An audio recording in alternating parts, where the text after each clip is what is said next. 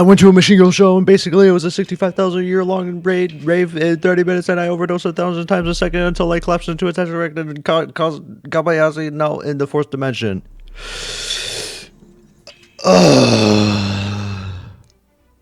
Yeah. That was the experience, for sure. This was my first concert, and it was pretty cool. Yeah, that was pretty cool. Bye. I kind of knew what to expect, but not really. I've seen some videos of their concerts before. Something that I've always liked is that Matt Stevenson always looks very interactable.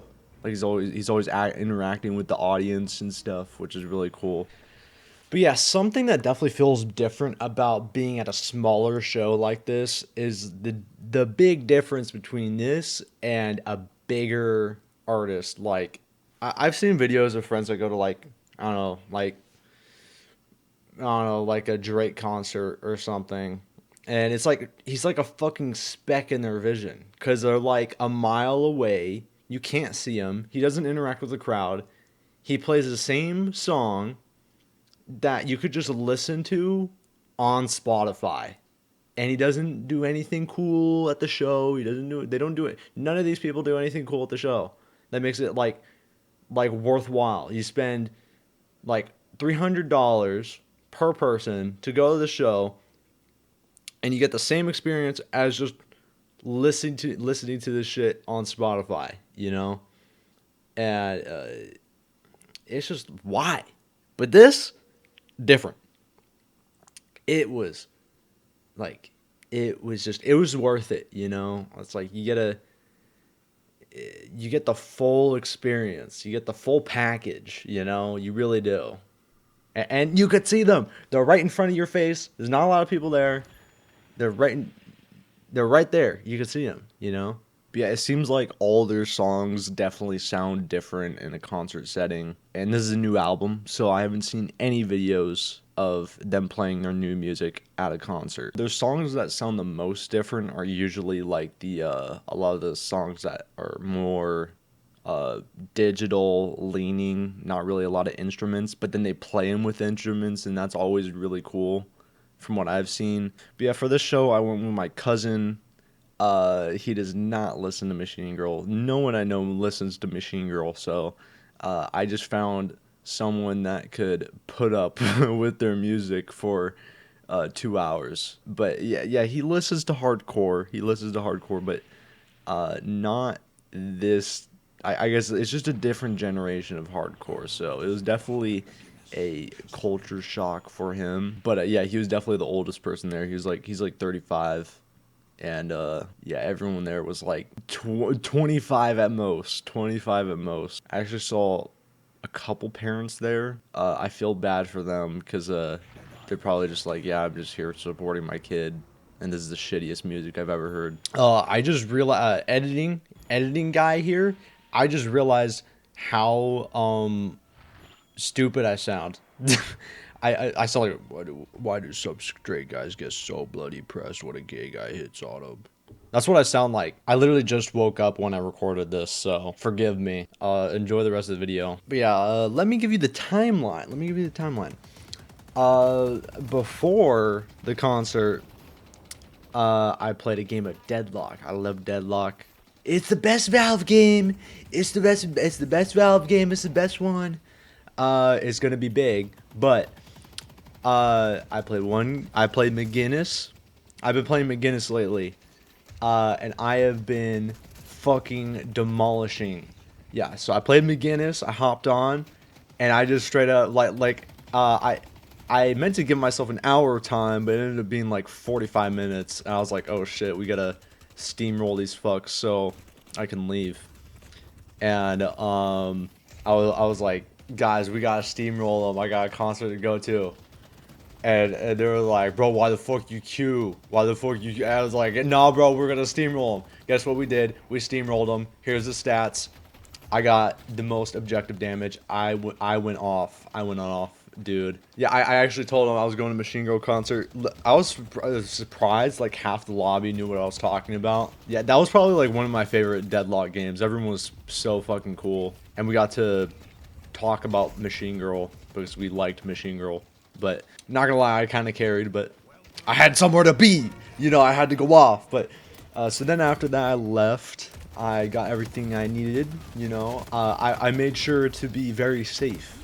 I got some concert earplugs that were really good because I like my ears. I don't have any ringing, but my ears feel a little sensitive, I will say. But I don't think there's any marginally bad hearing damage or anything, so I think I'm good. I'm just taking it easy on my ears today. Yeah, then I left. I picked up my cousin, and let me tell you, it was raining. It was raining hard. I think I encountered the worst drivers where I live, but it got surprisingly, the drivers weren't that bad in LA.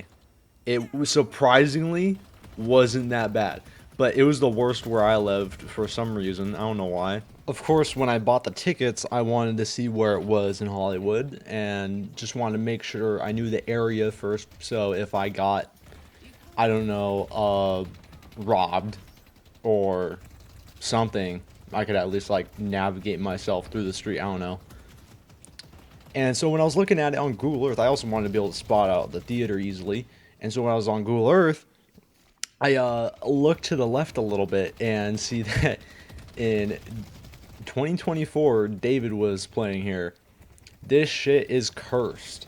I thought things were gonna go bad, to be honest. But then I picked up my cousin. We talked along the way. It was fun. He listens to hardcore music.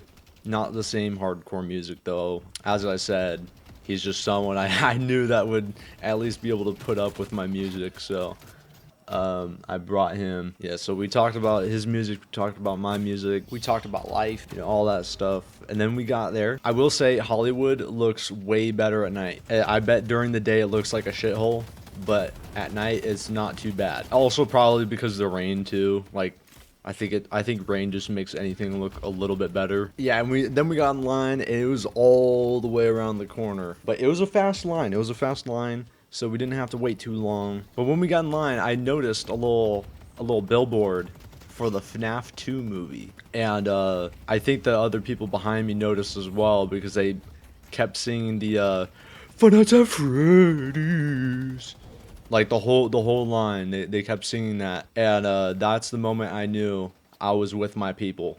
I have found my people. Oh yeah, by the way, this concert was at Fonda Theater in LA, Hollywood. I probably should have clarified that. But when we got into Fonda Theater, something that was very cool was the architecture. It was like very old 1930s Gothic. Like, let me look up when the Fonda Theater was made. Yeah, the Fonda Theaters was made in 1926, and it shows. Oh my god, it's like, yeah, it's very like old looking.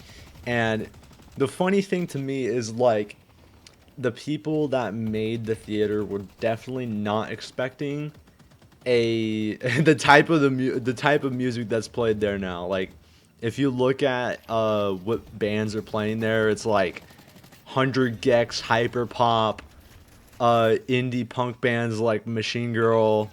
You got, I don't know, Two Hollis. You got like these crazy like out there bands playing there. They were probably expecting like Frank Sinatra to be playing there or something. That's just not what happened. Or like Elvis or something. But yeah, it was a cool ass theater. I liked it. It was very creepy, but like nah, it wasn't even creepy though. It was just like, it was cool. Like if I have a house, it's gonna look like that. I think I'm tired of like the minimalistic modern houses where it's like everything is white with like a little bit of black sprinkled in. I'm gonna have like, it's just gonna have like a lot of that look, I think, because I like the detail. I like that it doesn't look plain. Yeah, and then I got seats in the balcony because I wanted to kind of gauge what the mosh pit would look like for if I wanted to go again, which I will go again, maybe next year. Yeah, hardcore can range from like how it was at this concert to like people beating each other up on purpose for fun, which is what my cousin does all the time. So I want to make sure, like, is it gonna be like that, or is it gonna be like a little bit more rowdy than maybe like a high school homecoming mosh pit or something like that. I don't know. From what I saw, it looked like you wouldn't get more than like some really bad bruises. I don't think you could get more than like a really fucking bad bruise, but I don't think you're gonna get your teeth knocked out on like purpose or anything like that. But yeah, speaking of like the people, like the people there were really cool. I didn't really talk to anyone because I was there with my cousin, but if I think it would be cool to like go alone in the mosh pit and just like chill and talk to people, because it seemed like there was a lot of that going on.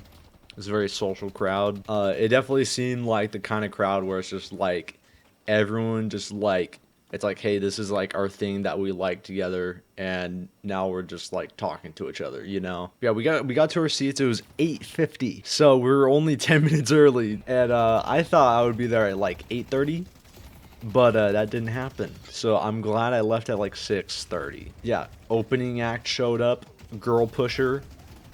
I've never really listened to their music. I've only heard like one song, I think, which I'm pretty sure just so happened to be the opening song. Before the opening song showed up, it's just like this bass, so much bass. It was so bad. Like, I am very sensitive to bass. I get like heart palpitations. Like it feels like someone's like doing CPR on me. So yeah, I was getting heart palpitations. That wasn't fun. I think it's more like a discomfort thing because I got used to it and then I stopped getting heart palpitations. So that's cool. But yeah, it was like a wave of bass, and there was and then it started, and the drummer for Girl Pusher, good drummer.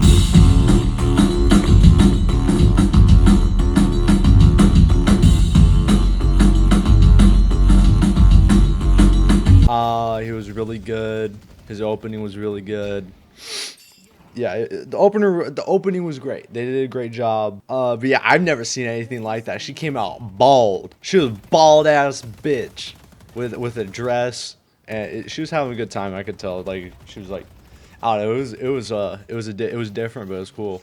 The drummer started like a like some type of like ticket company that takes like 90% of whatever they're making. Yeah, he started like an F whatever this company that takes like 90% of whatever they make from ticket sales. I don't remember which one.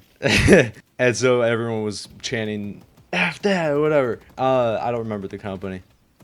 But yeah, Girl Pusher, she was fucking scary, man. I was scared of her.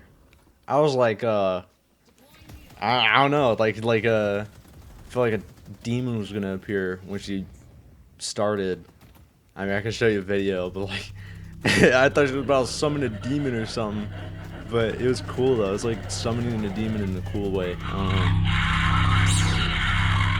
And then after a little bit, Machine Girl got on. They opened with Psychic Attack. That's my favorite song.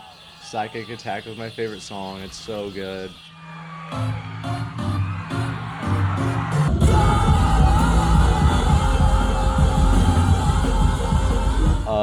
I love like how many different phases it goes through. The music video is so cool. The music video is so cool. It's like fucking Neuromancer. It's kind of like the ending to the story for the MG Ultra album, which I think MG Ultra is kind of about like, it's like a dude, he's just going through something and then he discovers that he has like psychic powers and he could read people's minds and like explode people's brains and shit. But it's kind of implied that it's probably in his head. That's kind of like a very dumbed down version of what I think the story is, but I'm not gonna go too much into the story. I'll probably make lore heads mad, so I'm just leave it there. I'm just kidding. It's probably their fan base is cool. Hold on, wait. There is FNAF crossover. There is FNAF fan base crossover. So there might be some lore heads that might be a little bit too protective of whatever they think is correct or not. So I might not be completely wrong there. But yeah, the guitar, it sounded a little bit off tune for like the beginning part of Psychic Attack, but then it got better later. But yeah, it was so cool. The guitar sounds so good on that song because you don't hear the guitar in the, you know, regular version, but in the concert it's like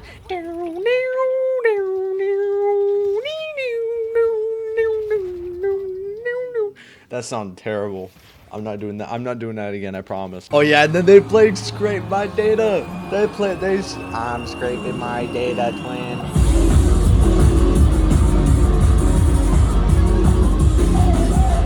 They played that song. The connotation for that song is so funny. It's like, you know, it's kind of like talking about AI and shit. There's kind of like an implied implication that he wants them to scrape his data because he's gonna like it. It's like, yeah, you could scrape my data, but I'm also gonna like it. Tech CEOs hate it when you do this one simple trick, bro. And that connotation is kind of reflected in the music video. Come on, baby, scrape my data. Yeah, it sounded really good live. And the drummer, I forget what his name is. He's a good drummer. He did a really good job too. Yeah, and the new band member has a really good voice. I like her voice. There's finally women in Machine Girl. We got the women in the group, in the band now. Awesome to see. She has a great voice. She plays the guitar really well. I think her vocals are most prominent in Scrape My Data and Ignore the Vor. She has a lot of vocals on both of those songs. Kind of more in the background on Scrape My Data, but I really like her voice in Ignore the Vor. Oh yeah, and then they played Rabbit Season, which is, it's kind of a starting point of the story, I guess. It's like a starting point of the drama in the new album.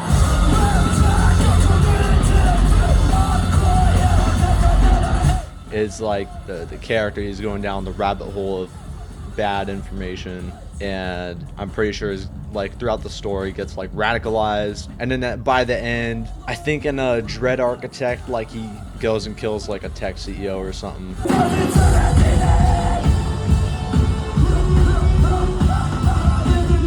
I didn't really understand the story of this album as much as the last one, but I think I got most of it. I mean, the album just came out like a month ago, so I'm not gonna like give my full opinion on what I think it means, because it's like I think I know what it means, but it's just like I'm not gonna say. Oh yeah, it was funny. They played Rabbit Season like 3 times. They had like a problem or something with Matt's guitar, and the woman guitarist Lucy was just asking like, what's your guys' favorite Machine Girl song? And it was just like, it was just awkward on purpose, which was pretty funny. And that, yeah, and then they played Rabbit Season, like the end part of Rabbit Season, like 3 times, and it kind of felt like we got like multiple versions, which is cool. Oh yeah, and then they've played Ignore the Vor, and yeah, she has great vocals on that. That one is kind of about like, you know, like don't open up the box of like AI and all that, which is like, I mean, the thing is like we can't really close the box, you know. I think it's more about like, you know, knowing what you're looking at, man.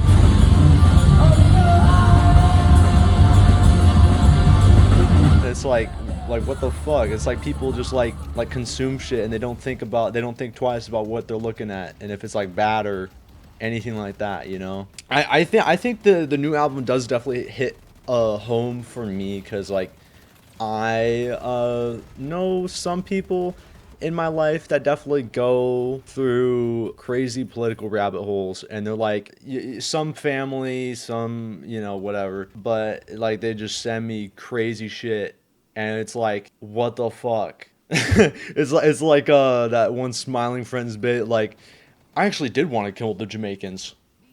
You know? It's like some shit like that. It's like, huh?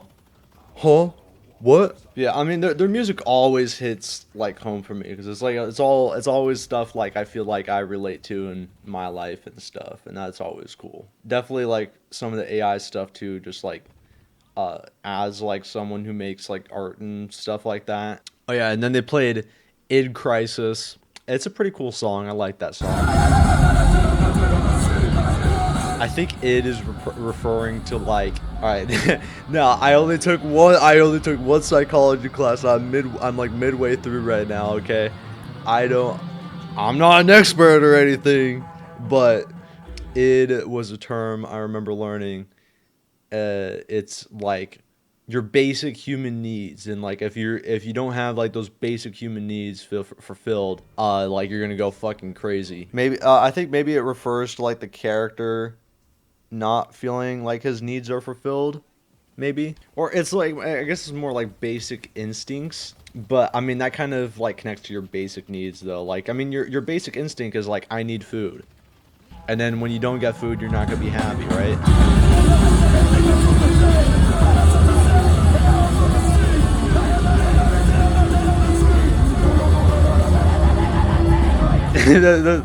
Oh my god, that's such a dumbed down explanation, but I mean it still reigns true, right? Oh yeah, and then after that they played Down to the Essence. I love that song on the album. That shit is like Godzilla music.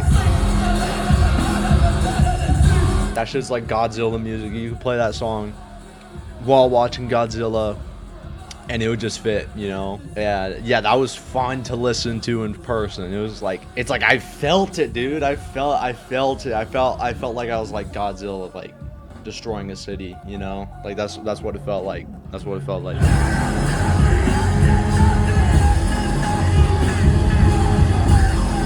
Oh yeah, I just realized, because I was looking at like my videos, just because like that's how I'm keeping track of like what was happening. I just realized like there's someone sitting in front of me, and they were just reading manga the whole time. I didn't even realize they were just reading manga on like webtoons or something the whole time. Like, bro, why are you here? Why are you here, man? I don't really get like it's like that picture, like that dude that's like doing his homework at a Travis Scott concert. It's like, bro, like you're here to enjoy yourself, like you know, enjoy it, you know, like stay off your phone. I mean, and you know, speaking of staying on your phone, I took a lot of videos, but it's not because I'm not like glued to my screen the whole time while recording. I have like a little strategy where I like keep my phone like near my chest, and I like put my elbows on the side of my body, and then like when I'm looking around, it's like my phone goes with me. You know what I mean? It's like because then I don't have to like look at my phone while I'm recording. I could just look somewhere and then I could just experience it, and then my phone will capture it, you know? And sometimes I look down just to like make sure I'm like on target, but yeah, that's my strategy. It probably looks a little bit weird in person, but I'm enjoying myself, so fuck you. Fuck you! Oh yeah, and then they played Psycho War, which is him kind of like going down the rabbit hole of radicalization even more, I think. I remember during the Machine Girl ARG, they had like a YouTube channel called Psycho Wars, which was like a parody of InfoWars, and it was pretty funny.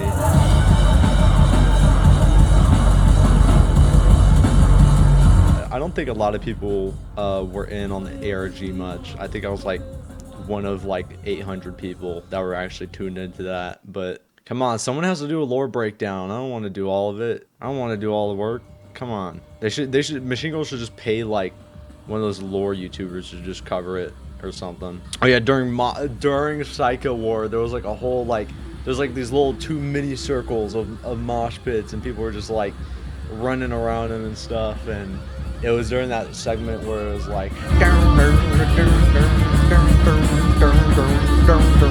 you know, that part's my favorite part in the song.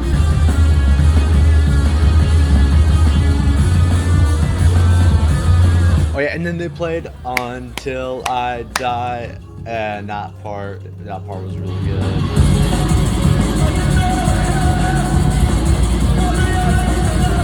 That part was good. That part was good. I really liked that part. It's a really fun song, and Matt Stevenson was like dancing around and stuff. It was cool. He definitely seemed like he was putting his whole heart in that song. Oh yeah, during that song specifically, someone was like waving around like a plushie that they probably made. I think they were trying to get them to take it, which they do later in the concert. I'll get to that later. That was pretty funny. But yeah, something funny about the new album is like a lot of the songs are songs that have been sitting on forever, dude. I mean, I think they were just trying to find a sound that worked with these songs all together, and it just so happened to match pretty well with the new album that they were working on. So they just stuck them on there, you know, and it worked. It works. But Phantom Doom was played next. Yeah, it felt like I've just heard like the third version of that song, you know, like the original version. You can hear it on Global Pandemic, which is like this little like YouTube concert with some skits in between. It sounds a lot more melancholic back then. Maybe it's just because that was like during like COVID era, but I don't know, it sounded a lot more melancholic back then. And then on the new album, it fit with the song of it fit with the sound of the rest of the album. Then when I went to the concert, they played with the instruments, and it sounded so good. Phantom Doom is beautiful, man. It is a beautiful song, and it sounded even more beautiful in person. Oh, yeah, it's so cool. At the end of Phantom Doom, near the end, it does like a very slick transition between Phantom Doom and Azathoth a Go-Go.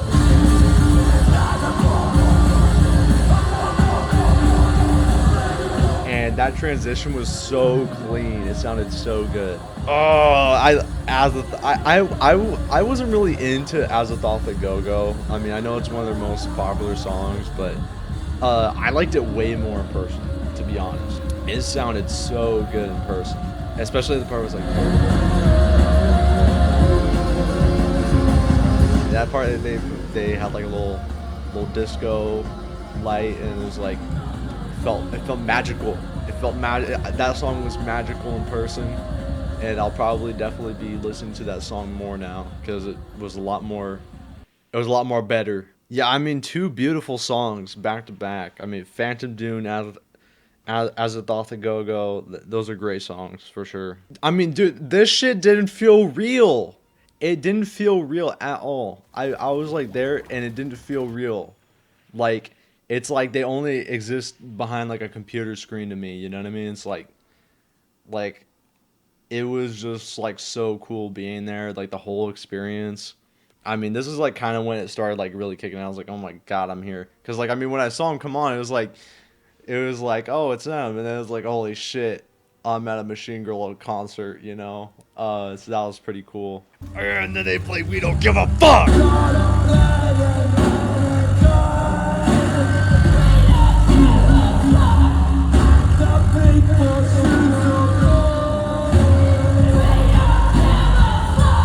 They played We Don't Give a Fuck. I was fired up. That shit is awesome. And also it wasn't like this at the concert, but at the near like the middle way point of We Don't Give a Fuck on the album, there's like a little taper off from Psychic Attack, which is the last song on the last album. So it kind of just cements the new album as like almost like a continuation, right? Which, I mean, it's in the name. It's called Psycho Warrior MG Ultra X. So obviously it's a continuation. But that was like a cool touch. But it wasn't there at the concert. But yeah, it was great. I mean, it's kind of like the main character saying, like, you know, he's tuning out. Like, he's tuning out of everything. Like, the world's too much for him. And he's like not gonna give a fuck because it's like, it's just too much for me now, you know, I'm just gonna tune out. And it's like, you know, it's not a good mindset to have, like, because then, you know, you have bad people get into power when you don't give a fuck, you know? I think when bad people want to get into power, they want you to not give a fuck, and they want you to they want to make things feel as bad as possible for you, so you just tune out. And it's like, that's not good. You don't want to tune out. You want to get into the ballot box and vote, you know?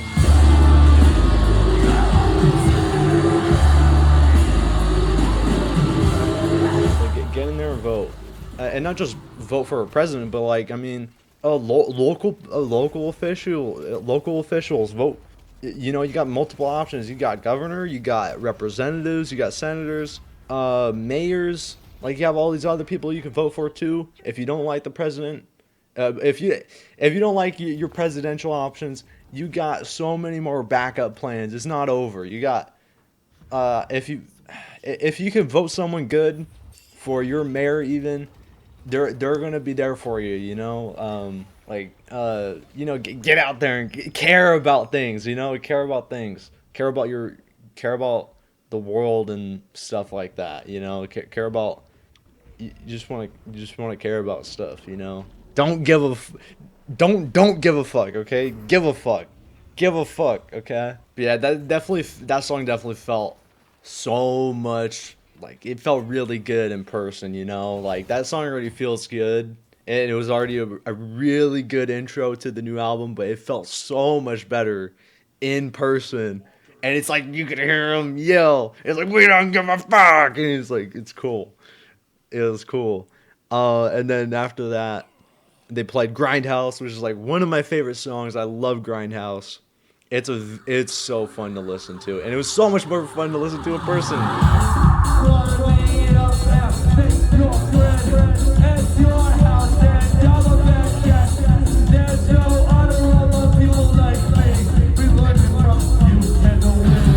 It was so fun. That song is so fun. I love that part.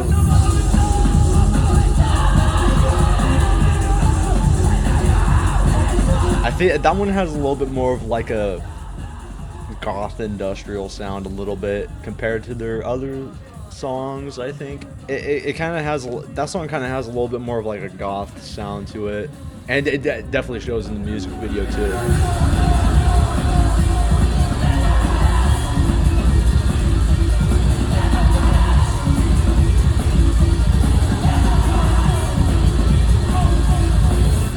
I dig that. It always feels like maybe like one or two songs on all their albums have like something that feels like it fits, but is also different genre wise, right? I mean, I'm not gonna lie, like that they didn't play this at the concert, but Dual Wield off the new album, I feel like that could easily fit within like a hyper pop album. You know, like it definitely has a little bit of a hyper pop sound to it, especially like Ass to Mars on Ashton Mars and Cicadas on MG Ultra kind of have a little bit of a hyper pop sound, and I like that. Yeah, people were going crazy for Grindhouse, man. Everyone was fucking yelling that whole song. It was awesome.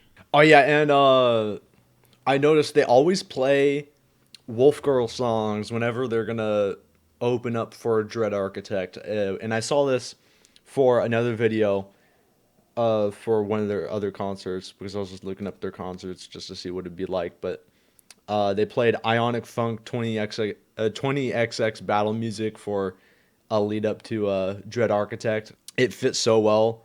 And then they for my concert they played post rave maximalist off of Wolf Girl that transitioned into Dread Architect. And everyone knew it was going to be Dread Architect that came next because like you could see people like crunching up to the barricades like, oh my god, it's happening, Dread Architect.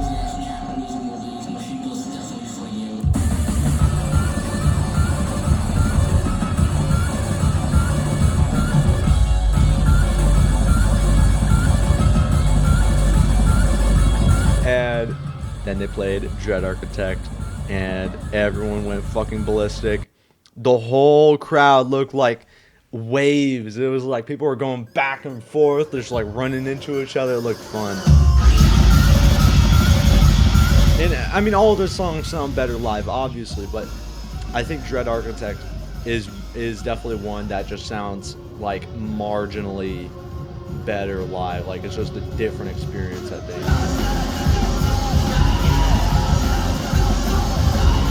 Oh yeah, and then they fucking left. They left after Dread Architect, and they were like, "Bye, guys." And then you know, I knew they were gonna come back on. Come on, they're not leaving. They're not leaving, bro. Come on. I mean, everyone was like, "One more song, one more song." I didn't even have to chant it. I knew they were coming back. I knew they were coming back. I didn't have to chant anything.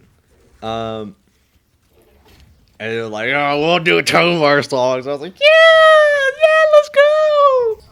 Oh yeah, and like he was just like, when he came back on stage, he was, he's giving shout outs like, "Thank you, girl pusher," all that stuff. Oh yeah, he was talking about like, when he came back on, he was talking about like, I did a rain dance, a few weeks ago because I knew California needed to be hydrated, but I didn't mean for it to happen today. Which is like, fuck you, Matt. Fuck you, you did a rain dance. Fuck you, I almost crashed on the freeway. Fuck you. Um, and then they played Bats. Wait, hold on. Wait, what did they play? Oh yeah, they played 2 Destroyer songs. Wait, no, not. Yeah, Void Synthesizer. My bad. Void Synthesizer. They played 2 of those songs off that album. And first they played Scroll of Sorrow, which is like, that's not a song you can record, so I didn't record it. Like, it's just like, it's talking about like, fake it online, make it online. It's kind of about body dysmorphia. And it's a really good song. Like, if you ever get like trapped in like a cycle of like scrolling Instagram reels at 3 a.m. and you need to get yourself to quit, just remember that song. Like, you're just gonna get off immediately because it's like, fuck, I wasn't thinking. And yeah, so I didn't record that song because I didn't, you can't record it. You just gotta experience it live, and like, you gotta respect it. You gotta respect that song, I think. And then after that, they played Batsu Forever, and that's definitely like a song that I think scared me a little bit, because not live when I was watching it, but I've already heard the song before. But it kind of scared me when I figured out, like, when I was listening to it and I was like listening to like lyrics and stuff, and it's like, I see like people in my life that are like going through what that character's going through in that song, and it's like, it's really it is scary, because it's like, it's something I am afraid of, like going through when I go into the workforce, like just having like a shitty life and like sabotaging people in the company to move up, all that. And I have people I know that are like, work like dead end jobs, and it's like, I feel really bad for them, because it's like, I can definitely see it, like the crazy substances that they take and shit like that, and just to like get through life, and yeah, it's definitely scary. Like, you don't want to be in that, because once you're in that, you're stuck. I mean, you could get out, but it's like, it's hard to want to, especially when you're used to it and like, you don't know how you would get out of that. So I mean, it's definitely scary, and that's the song that scared me. It like, one of the lyrics is like, hidden voices speak their mind for the first time, and I think it's kind of about like when you finally get like some silence, and it's like, now you have to think about your life because now you found some silence, and I think that kind of connects to like the other social media themes in that album, of like staying scrolling, and it's like, I think a lot of people are addicted to like that shit, because it's like visual and auditory noise, to help you like not have to think about like how fucked up your life is, and so it's like, the character's finally found like some silence in his life, and now he has to think about all the bad shit, and that's like the rest of the song is like his thoughts, kind of, I think.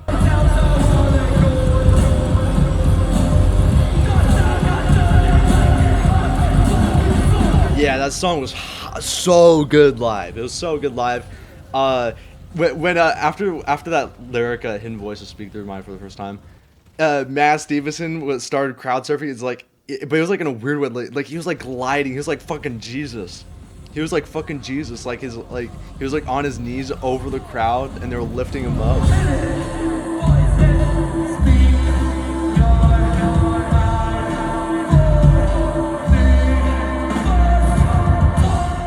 just thanking everyone for coming and all that. It was like, holy shit, dude, this is like oral farming, you know? And then he just like flopped over like he was dead, and the crowd was just like rolling him around and shit.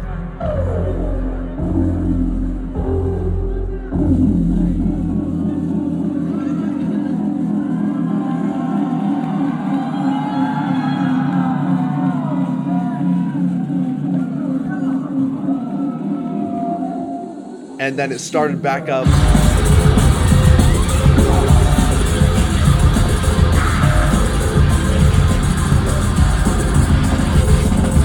And then it was crazy. He was yelling, and he was crowd surfing. He was yelling in his microphone, and it was awesome.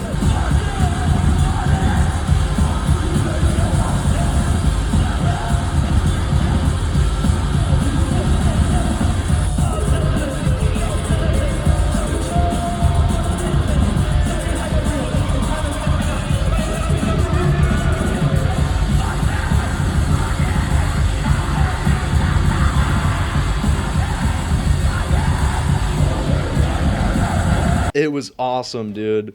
Oh yeah, two funny things. One thing, here's a video of Matt Stevenson spitting into the crowd. Dude, he was wasting so much water that whole show. Was so funny, but yeah, he just spit into the crowd. It was so funny. But I mean, I was laughing from the balcony. I thought that shit was hilarious. But if I was caught in the crossfire, I wouldn't have been as happy. But oh yeah, and then when I was talking about the stuffed animal, yeah, they threw the stuffed animal on stage, and Matt Stevenson was playing, was dancing with it as he was playing. I think he was playing Necro Culture Vulture when that happened. I don't remember. I didn't video it, but he was dancing around with it. It was funny.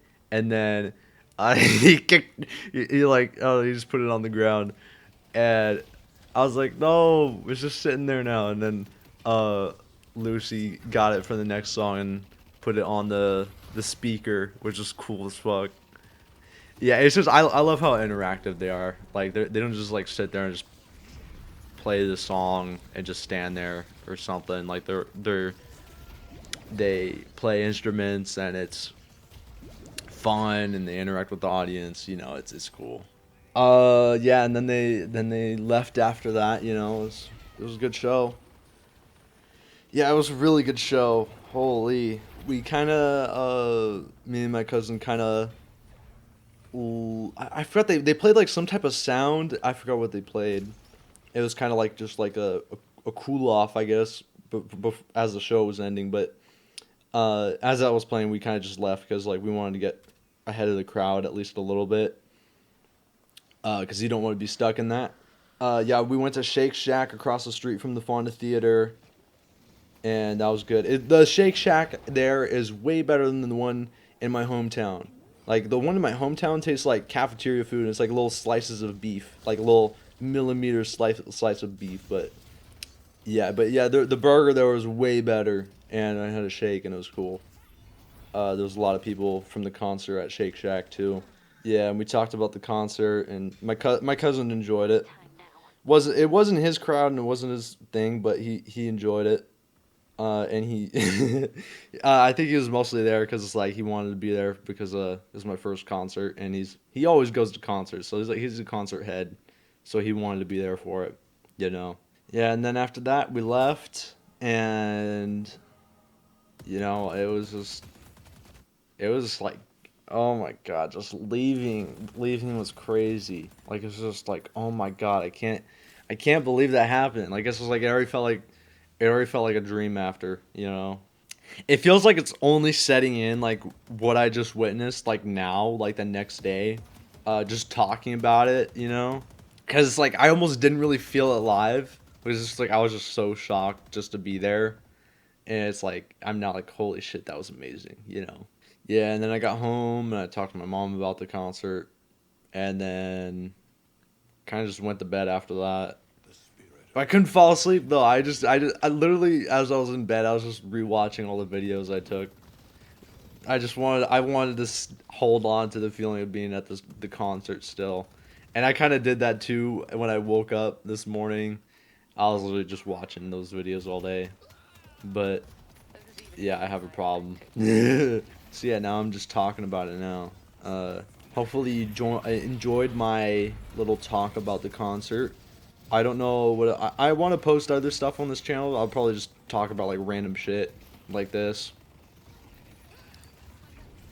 But yeah, I'm gonna go now. Hopefully you enjoyed my Deadlock gameplay. This is the game that I won before the show. So hopefully you're enjoying this gameplay, and I'm gonna head out. So see ya.